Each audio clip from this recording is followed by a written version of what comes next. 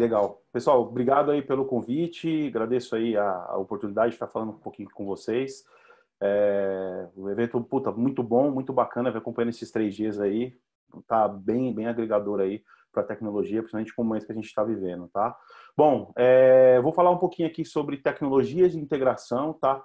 É um assunto bem amplo, tem bastante contexto técnico, até pedido do Fábio, pediu para dar um deep dive com tecnologia como um todo e no finalzinho aqui trazer um hands-on para vocês, tá?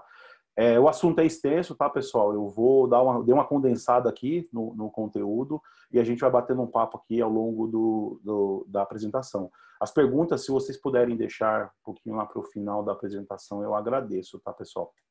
Vamos lá, deixa eu me apresentar. Bom, eu sou o Taiolor Moraes, meu nome é desse jeito mesmo, é esquisito, mas é a forma correta de dizer, Taiolor. Eu sou tecnólogo em processamento de dados pela Universidade de Guarulhos, tenho MBA em engenharia de software, já estou na área de tecnologia profissionalmente cerca de 20 anos, já passei ali por empresas do ramo de propriedade intelectual, varejo farmacêutico, e-commerce e também instituição financeira. Atualmente estou no Banco Itaú, sou gerente de engenharia de integração de sistemas, já estou nessa área de integração de sistema no Itaú já por 4 anos. No Itaú nós estamos organizados em modelo de comunidades, onde cada comunidade tem ali um contexto técnico/funcional para tomar conta, e nesse contexto eu sou o tech lead da comunidade que cuida de todas as tecnologias de integração do Banco Itaú, tá, pessoal? Então, a ideia é algo que eu vivo, é algo que eu respiro, é um assunto que eu sou extremamente apaixonado. Tecnologia de integração é algo que a gente vê bastante ganho aí, tanto para o negócio quanto para a parte técnica. Então, é um assunto que eu estou mega emergido. Já tenho, inclusive, o meu MBA tem o contexto de integração de serviço. Então, eu sou super fã do tema, tá? Pessoal, aqui eu queria dar um minutinho para vocês, para a gente fazer aqui uma brincadeira legal. E se os deuses das demonstrações ao vivo e das telas azuis não nos atrapalharem, nós vamos fazer uma demonstração legalzinha no final, no hands-on, onde a gente vai tirar informações de um sistema legado, mas legado de verdade mesmo, tá? E levar essas informações para a cloud. E para que a gente consiga fazer essa interação, eu vou estar utilizando aqui o WhatsApp Business como um meio de interagir vocês que estão assistindo aqui a palestra e a gente aqui com esse sistema legado. Então, para essa estrutura, eu estou utilizando a infraestrutura da AWS, também estou utilizando a infraestrutura da empresa Positus. A empresa Positus é uma empresa startup aí do meu amigo Thiago Tomel, que tem um sandbox que está liberado aqui para fazer essa apresentação. E para a gente conectar nesse contexto e a gente fazer essa interação, vamos fazer o seguinte. Eu peço que vocês apontem a câmera do celular para esse QR Code. Ao registrar esse QR Code, o WhatsApp vai abrir automaticamente com esse número. É só clicar no botão enviar. E a partir daí, vocês vão receber uma mensagem que vocês estão participando dessa demonstração aqui para esse momento, tá? Vou deixar um minutinho aqui e no final eu retorno com o QR Code também para quem não tenha conseguido colocar aqui, capturar a imagem. Só passando aqui para avisar que eu consegui. Legal. Que tá funcionando. Quem quiser colocar no chat aí, ou colocar que conseguiu, já ajuda, pessoal. Vou dar só mais um minutinho, o conteúdo é um pouquinho extenso. Desculpem se eu correr, tá, um pouco na apresentação, como tem a demo, a gente vai dar uma acelerada aqui. Fico já, agradeço aí a todos e perguntas, responderei a todos por e-mail, tá? Deixarei aí meus contatos no final da palestra, tá? Beleza? Vamos lá? Então, beleza. No final a gente volta o QR Code, quem quiser brincar com a gente escaneia de novo. Bacana. Pessoal, falando de integração, né? O que é integração? Aqui o contexto é muito amplo, né? Então, usando a palavra integração como um todo, consiste em reunir componentes independentes e colocá-los para trabalhar em conjunto. E para isso, extrair recursos que resolvem problemas ou otimizam o processo. Esse contexto é um contexto amplo, tá? Não é focado só em tecnologia.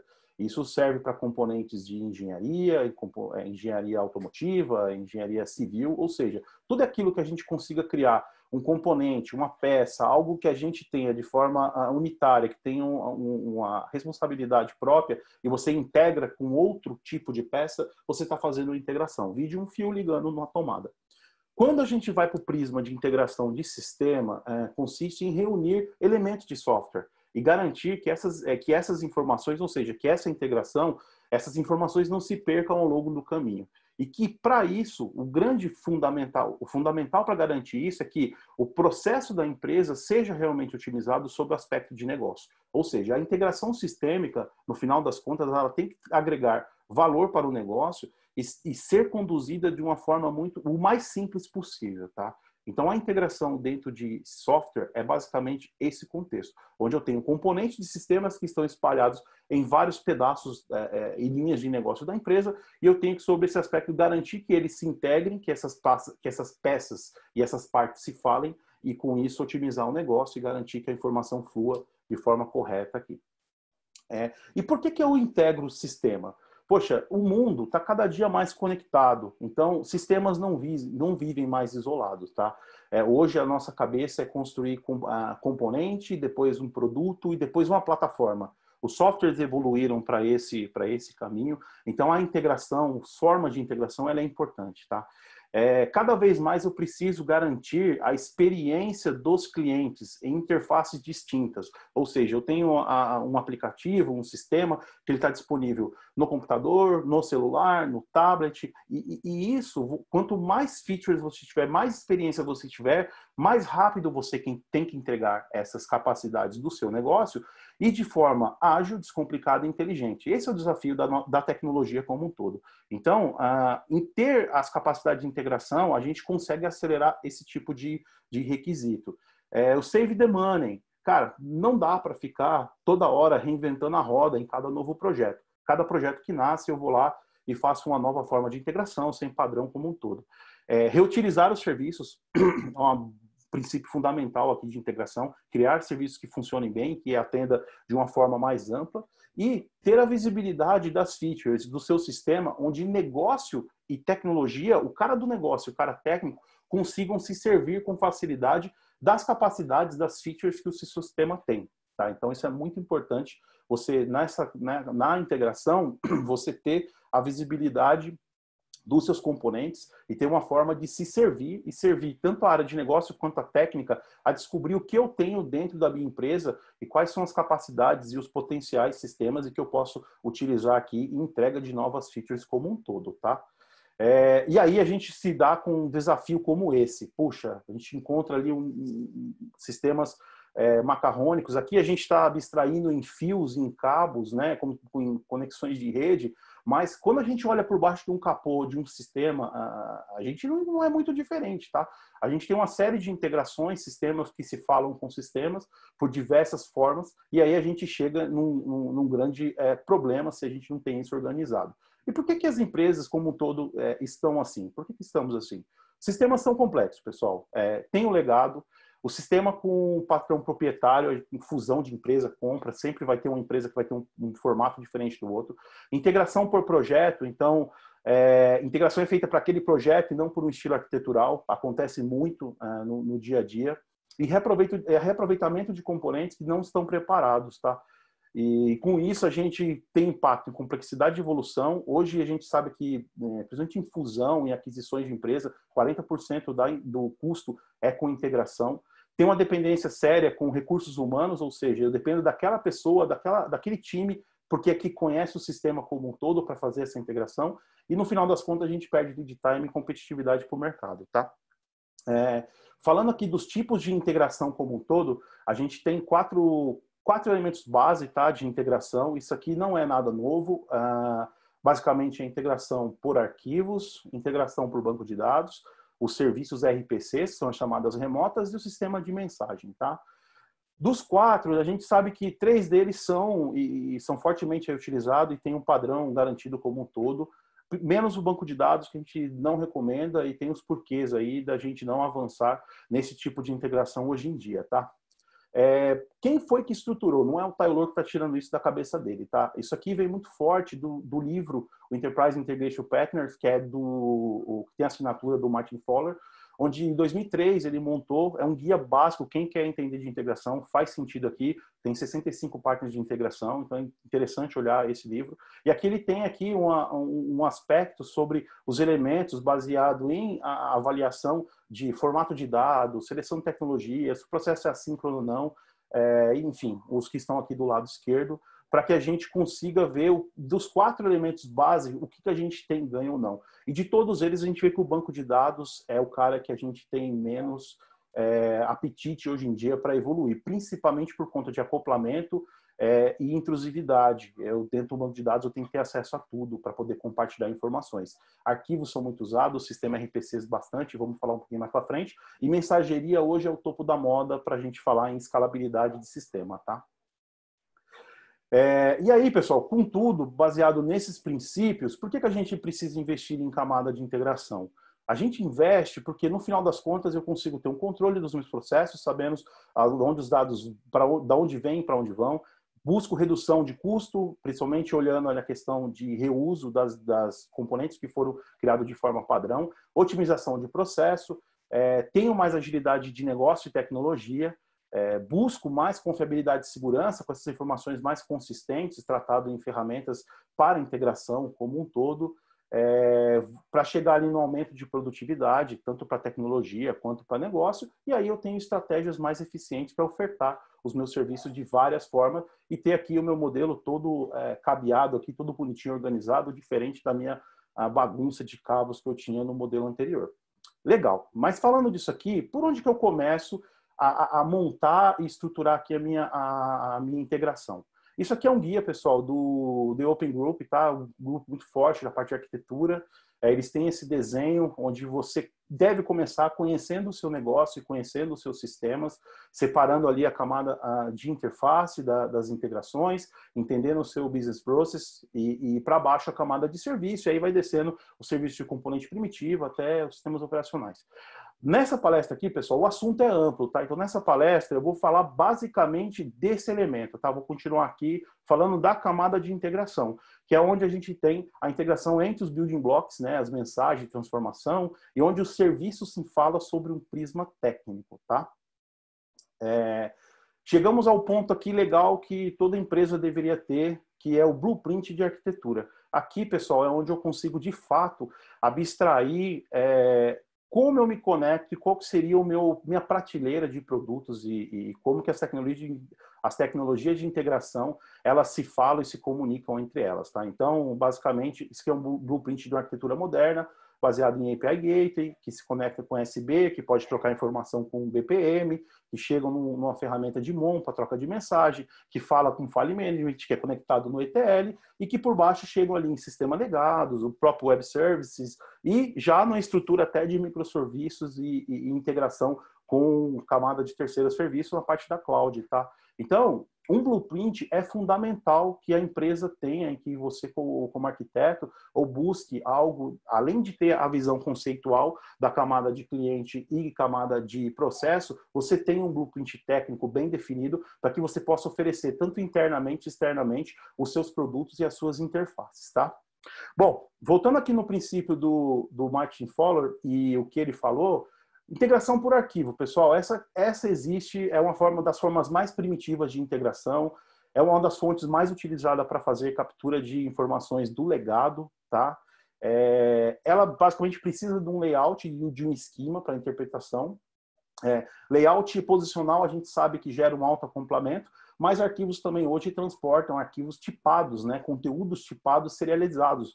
Então, eu consigo transportar XML, JSON, e isso facilita em várias ferramentas de integração e aí acelera aqui a administração como um todo. E num novo prisma de um mundo que está vivendo um contexto muito de stream de dados, os arquivos continuam sendo uma boa fonte de troca de informação e de uma forma bem segura e garantida. Então, aqui eu coloquei do lado direito algumas ferramentas no contexto tanto pessoal quanto empresarial de ferramentas de arquivo. O próprio FTP, Connect Direct, os ETLs ali para a parte de Extract, Transform e Load. Ferramentas que a gente usa no dia a dia caseiro, o OneDrive, o Google Drive, o próprio Torrent, que é uma troca de arquivos entre distribuído, Git, S3 e o Backblaze, que é uma ferramenta de backup. Então, arquivo, pessoal, é uma forma ainda muito utilizada, não é das mais novas, mas ainda é um padrão muito bacana e que a gente vai ter por muito tempo, tá? Integrações grandes em lote, arquivo é o que pega. Bom, integração de serviço. Aqui a gente começa a entrar num caminho muito grande, tá, pessoal? Então, o Martin Fowler fala que qualquer aplicação que expõe alguma funcionalidade e que possa ser chamada remotamente. Aqui a gente entra numa briga pesada, parecida com biscoito bolacha, PlayStation, Xbox, iOS, Android. Poxa, o que é serviço RPC, o que é API, o que é Web Service? Pessoal, me desculpem, eu vou só condensar a informação. Vou tentar trazer aqui num prisma mais simples para a gente poder dar ideia do que é chamadas de serviço como um todo, tá? Então, a chamada de serviço é que garante a exposição de funcionalidade. Quando utilizada de forma primitiva, sem nenhuma camada de abstração na frente, de fato, gera um acoplamento mais alto. Hoje, em aplicações modernas, você já tem várias formas de sair desse contexto. APIs RPC e API REST, que a gente ouve muito por aí, não são a mesma coisa, mas vêm da mesma origem, tudo ali trafegando dados sobre redes, over HTTP, e são protocolos que não são exclusivamente do HTTP, existem outros protocolos técnicos para poder transportar esse tipo de informação. E aqui a gente tem eu juntei um agrupado de informações, como transporte XML ou JSON, se é SOAP, se é um REST API, e até um GraphQL, que é o modelo mais novo aqui, de transporte de informação. Resumidamente falando, contexto de chamada de serviço e buscar informação, assim como está ilustrado aqui no desenho na parte de cima, tá, pessoal? Chegamos aqui no barramento, nosso barramento de dados, o famoso SB. Isso aqui, poxa, na arquitetura SOA foi uma peça muito importante, fundamental para a gente, principalmente, ajudar a sair do modelo macarrônico, o modelo espaguete, onde eu tinha vários serviços se comunicando entre eles. Ter uma peça de SB é fundamental na estratégia de arquitetura de distribuição e integração de serviço, onde eu consigo expor os meus serviços primitivos baseado num barramento completo, e a partir desse barramento eu tenho uma camada de integração mais uniforme, minimamente documentado e mais estruturada. Essas ferramentas evoluíram bastante, tá, pessoal? Hoje, não necessariamente ter aqueles barramentos gigantes e máquinas com ponto único de falha, aquelas coisas enormes. Existem vários ferramentas, implementações de mercado que são barramentos menores, o que a gente chama de lightweight, e até frameworks de desenvolvimento que incorporam os padrões do livro do Martin Fowler, baseado no EIP. Então, o mais importante é eu ter esses padrões garantidos nas ferramentas e as ferramentas apoiando. A grande característica do USB é ele fazer o Vector Partner, que é a validação, o enriquecimento, a transformação, o roteamento e a operação. Então, a característica dessa ferramenta é fazer esse tipo, pegar os serviços primitivos e expor numa camada mais estruturada. Para isso, a gente tem uma série de ferramentas no mercado, como a do Oracle, como a Oracle Service Bus, o IBM WebSphere, WSO2 e o Muli, da Muli Software, o ESB. E o Apache Camel é algo também mais novo que consegue fazer esse tipo de abstração. Bom, chegamos aqui no mundo das APIs. Pessoal, APIs está na moda, a nova tapioca, todo mundo fala já está até um pouco já mais falado no mercado, todo mundo quer ter API, precisa de API. Qual que é o grande segredo das APIs? Bom, as APIs, o legal é que você consegue se comunicar sem precisar saber como elas foram implementadas. Então, elas dão uma vasta facilidade na construção. Costuma ser vista como contrato, a forma que você expõe essa documentação para fora, tá? E elas implementam facilmente padrões de segurança, como Cloud Credential, OAuth, OpenID. Então, é um modelo de exposição segura, tá? Tem abordagem de utilização interna, ou seja, você expor os seus serviços internamente dentro da sua empresa para ter um reuso dos seus componentes locais. Você vai para uma abordagem também de ter essas APIs expostas num contexto externo, mas como parceiro, ou seja, onde eu consiga fazer uma parceria de um negócio controlada, limitada, mas já com API garantindo ali um padrão de comunicação. E o último estágio, que é o estágio que todo mundo está buscando, as empresas financeiras, meios de pagamento, que são as APIs públicas, né? Que são as APIs externas, onde terceiros podem desenvolver através das suas APIs e aí monetizar o seu negócio numa série de coisas, tá? As APIs hoje a gente tem um padrão muito forte no mercado que é REST, tá? Baseado aí, trabalha muito com os verbos HTTPs de estrutura, get, post, put, delete, path, e você tem ali uma troca de informação seguindo esse desenho, estilo arquitetural. E como eu disse, as APIs podem ser construídas em qualquer uma daquelas linguagens ali abaixo, Java, Node, .NET, PHP, e o legal é que você constrói em qualquer linguagem de programação e você expõe o contrato de uma forma padronizada ou seguindo o REST, tá? E aí, falando um pouquinho mais do REST, o que é o REST, na verdade? O REST é um estilo arquitetural para construção e definição de APIs. Então, a partir do momento que você tem uma estrutura técnica, quando se define os padrões de consumo e de resposta, você consegue ganhar uma escala sem estar preso a uma tecnologia em si. Então, a arquitetura é uma arquitetura baseada em client server, troca de informação, que não faz monitoração de estado, mais um contexto de stateless, tem capacidade de cache sobre essa camada de protocolo, você consegue incluir na frente de APIs, no contexto, balanceamento de carga, compartilhamento de cache e segurança, você consegue fazer sob demanda, execução de código remoto, e o mais legal aqui, o fundamental das APIs, tá? Que é a interface uniforme, que tem que seguir aqui esses 4 padrões mandatoriamente, que é a identificação dos recursos, ou seja, as APIs REST transportam recursos definidos. Esses recursos podem ser manipulados ali, alterados, excluídos durante esse transporte. As mensagens têm que ser claras, autodescritivas, ou seja, você tem que enxergar um contrato REST, tem que saber como funciona e o que serve, sem mais documentação, baseada apenas no seu contrato. E por último, elas conseguem ali fazer transporte de hypermídias, e aí é que a gente chega no conceito de RESTful, onde você cria, por exemplo, um contexto e ele te devolve o caminho desse contexto de forma automatizada, tá? Uma coisa legal é que as APIs elas seguem um padrão W3C, então todos os códigos de erro e código de sucesso são padronizados no HTTP Code, que é a família ali do 100, do 200, 300, 400 e 500. Então isso é muito mais fácil de interagir, você já sabe que se devolver um 400 é um erro, um 500 também é um erro, não precisa ter uma documentação específica para te ensinar como utilizar as APIs. E falando em documentação, os contratos podem ser construídos em Swagger, em Remo, com a notação que hoje está tendo um pouco menor adoção no mercado, e a última aqui, que é o OpenAPI, o Swagger 3.0, que é o que a gente tem bastante evolução, tá? API Gateway, pessoal. Gateway, poxa, é uma ferramenta de gerenciamento das APIs. Então, é a melhor forma que você tem para colocar como um barramento na frente das suas APIs e garantir ali desacoplamento e toda a parte de exposição e trazer uma série de vantagens, tá? Ele consegue desacoplar essa interface. Num contexto de serverless, você consegue até expor funções serverless direto dentro de um gateway, até o que a gente vai mostrar um pouquinho aqui na demo. E ele garante também a padronização de tráfego leste-oeste, ou seja, o que eu tenho por trás do meu gateway, eu padronizo todo mundo chegando ali, ou HTTP ou algum outro formato, e para frente eu falo HTTP com as minhas entradas.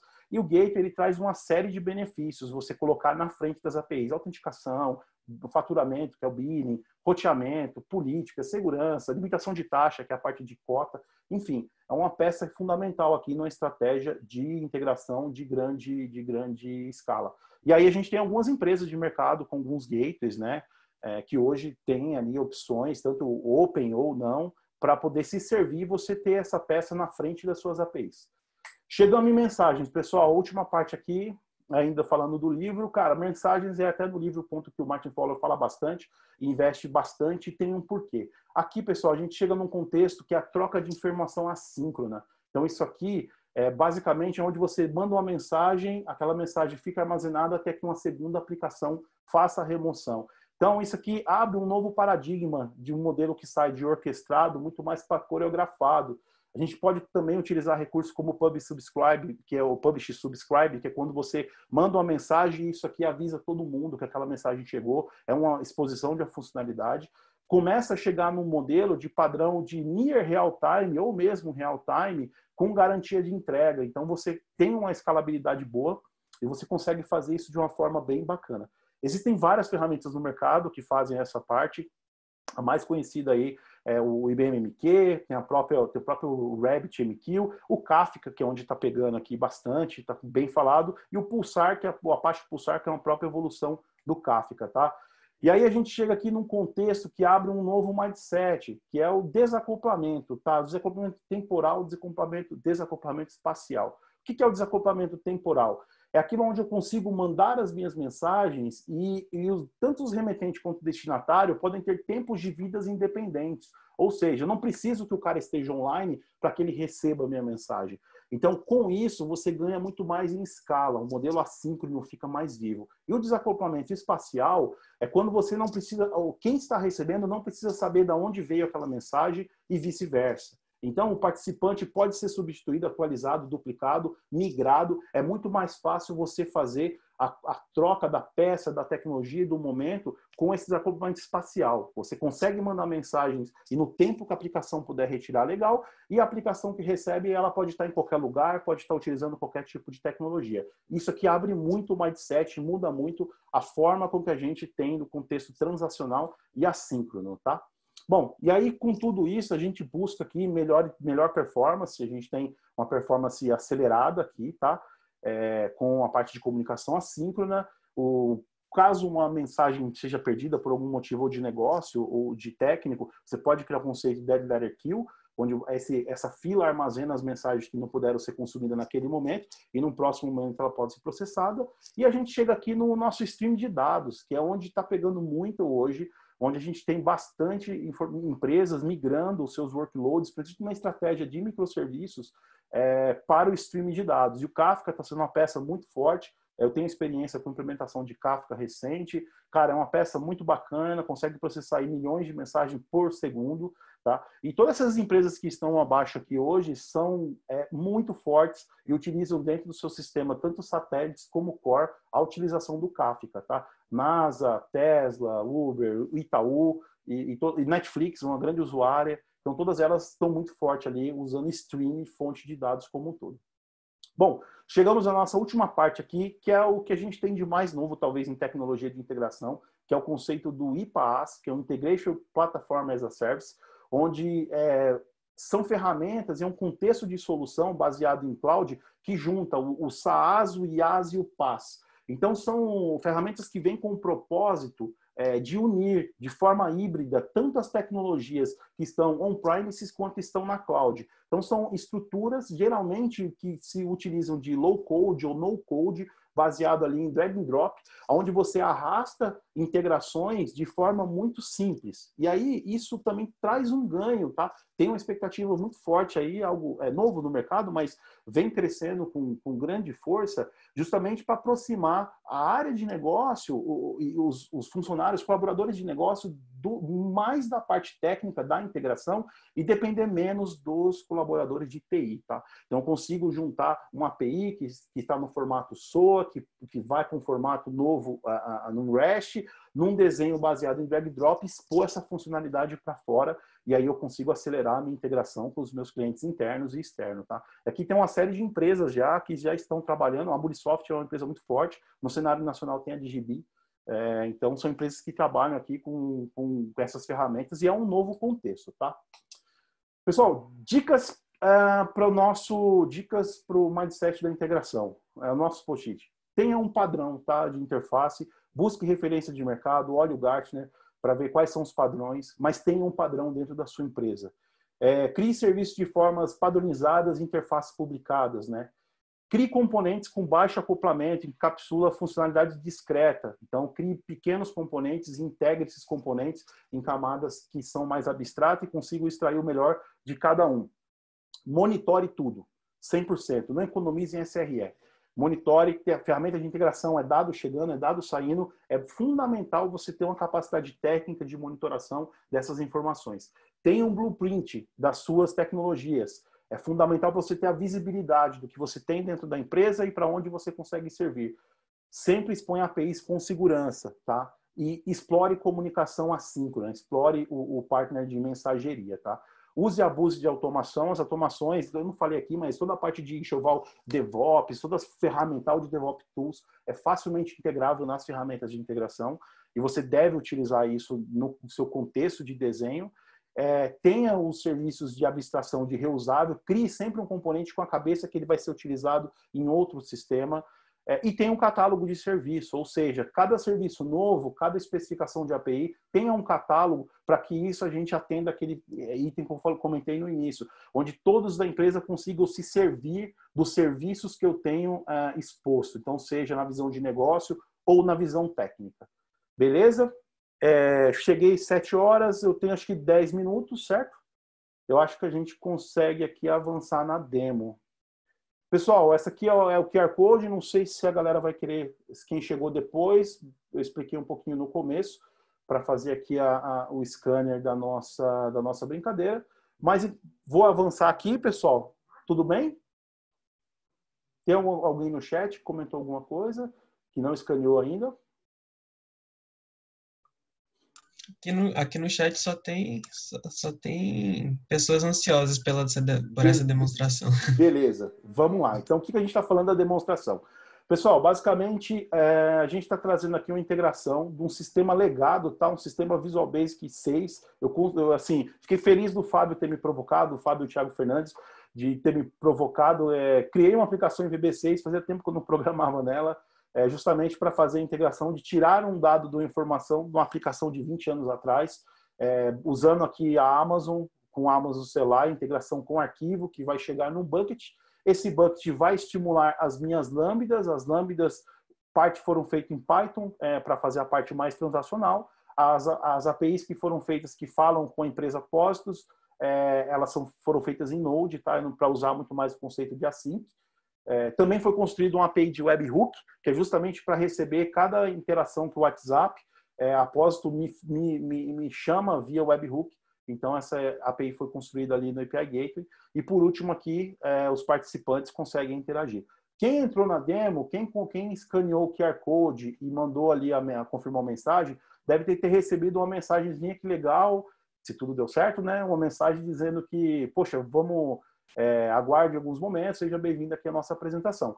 Essa mensagem já veio ali da API de webhook que a própria Apósitos me chamou, e aí essa API está exposta no API Gateway. E por último, a gente tirando a informação do legado, a gente tirando essa informação do VB6, a gente traz ela para um contexto modernizado. E a partir do momento que essa informação está no contexto modernizado, eu consigo fazer uma brincadeira com o Postman, tanto para poder pegar a informação e tirar. Legal? Pessoal, deixa eu subir a máquina, vou subir uma máquina virtual aqui rapidinho. Prometo que vai ser rápido. Vocês estão vendo minha tela?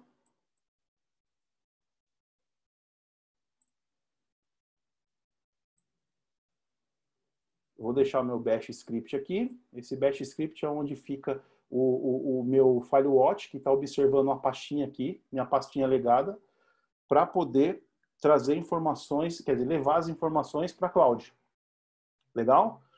Nostalgicamente, um Windows XP subindo na tela de vocês. Mais nostálgico ainda vai ser um Visual Basic 6 aqui funcionando, se tudo der certo, e vai dar, para a gente fazer a nossa integração. Legal. Pessoal, o famoso cadastro de cliente, tá? Então, eu tenho aqui o meu cadastro de cliente, navegável, um banquinho de dados local, aplicação de pouco mais de 20 anos, já serviu o Exército. Então, o que a gente vai fazer aqui? A gente vai tirar essa informação aqui, que está nessa aplicação local, no VB6, e a gente vai mandar ela para a cloud agora. Como que eu vou fazer isso? Com um formato que é uma das principais formas de integração via arquivo. Então, eu vou criar um arquivo no formato CSV e vou mandar isso aqui lá para a AWS. Para isso, eu estou usando uma automação bem simples, é um FileWatch, onde ele fica olhando uma pasta, e cada arquivo que chega na pasta, ele chama o CLI da Amazon, tá? Tudo com segurança, com credencial e tudo mais. Vou executar aqui o meu FileWatch, ele já está no ar, não tenho nenhum arquivo, e a partir desse momento eu vou exportar esse arquivo para lá. Exportei esse arquivo, ele caiu numa pasta, automaticamente aqui do lado direito vocês veem que um arquivo foi transmitido, e eu acredito que vocês vão receber um alerta do WhatsApp dizendo que esse arquivo foi integrado. Receberam?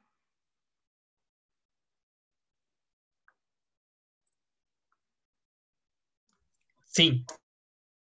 Legal. O que aconteceu aqui, pessoal? Vocês estão vendo minha tela? Com o console da AWS? Vocês enxergam minha tela?